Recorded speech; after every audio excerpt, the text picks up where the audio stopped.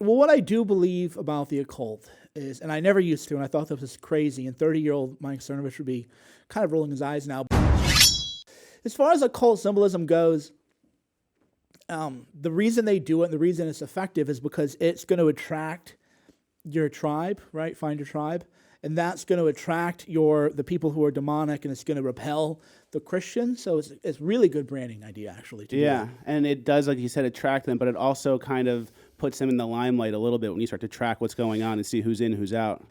I think they do get their power by flashing the symbols in the open, just as a way to like taunt people. We'll do this right in front of your face, and there's nothing you can do about it. And that's part of the occult practice and part of the sort of magic that they try to do. I've come around to that way of thinking. Yeah, and I feel that same way. They're almost like sapping the energy, the collective energy from the society.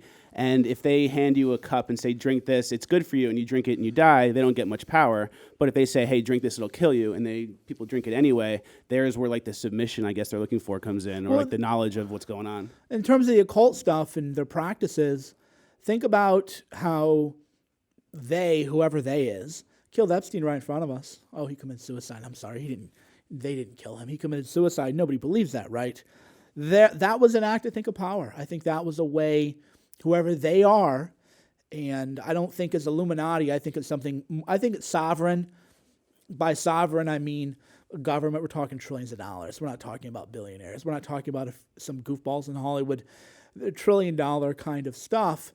And the Epstein went away, and that was a message that if you're a victim and you come forward, if they can get him in jail, they can get anybody. Yeah, it was like coming down towards the end of the poker hand, and they just flipped an ace and said, oh, there's Epstein's dead in front of you guys. And what are you going to do about it? Want to keep flipping cards? What are you going to do about it? And then, so when it comes to what can be done about it, obviously it's like it's years, it's a generational fight to reverse like the occult and what it's done and globalism. It all kind of ties in.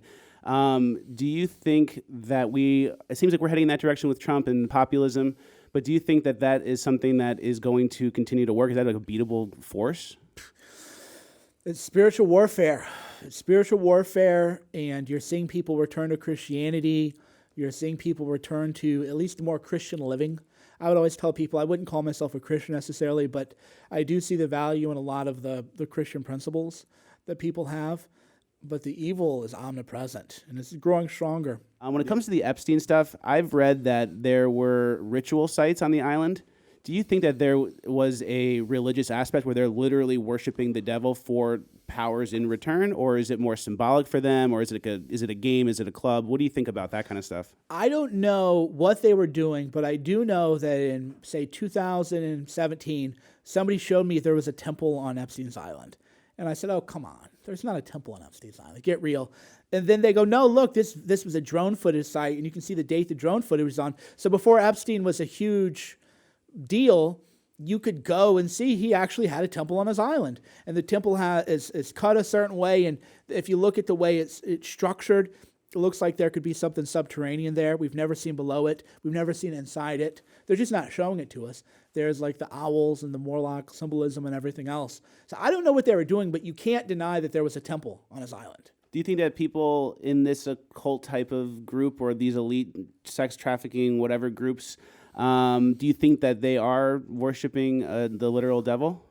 I think that they're worshiping evil. Yeah, I don't know that they're actually summoning apparitions or whatever the case may be, but I think they are worshiping evil.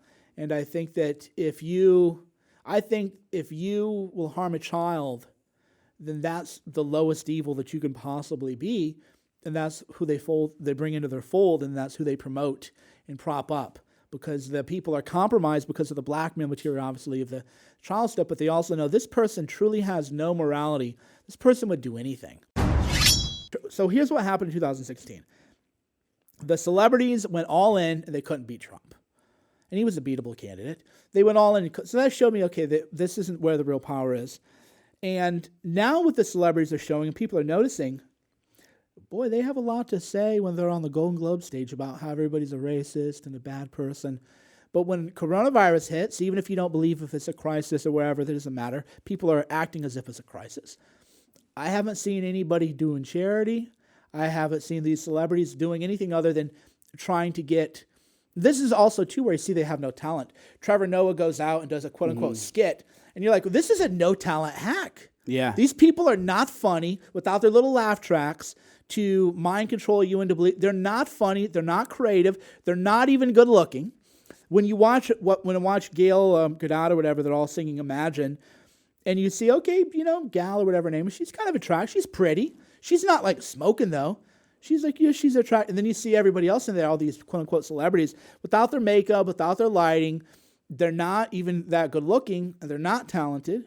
And we're told that, so we're taking away all the spell, the black magic. The spell is breaking. And that's a huge thing. It's the spell. It's like this illusion. It's the laugh tracks. It's it's like the nice cameras, the big audience, the nationwide TV, and it's all just getting toppled from coronavirus. Now you're seeing Trevor Noah in his backyard with like a crappy camera setup, doing it like we would do it, and he's not as good as us. He's not as good as okay boomer Bernie girl. Years of overproduced lies, underproduced truth. People will take that all day. The brainwashing, the black magic, the spells, however people want to characterize it.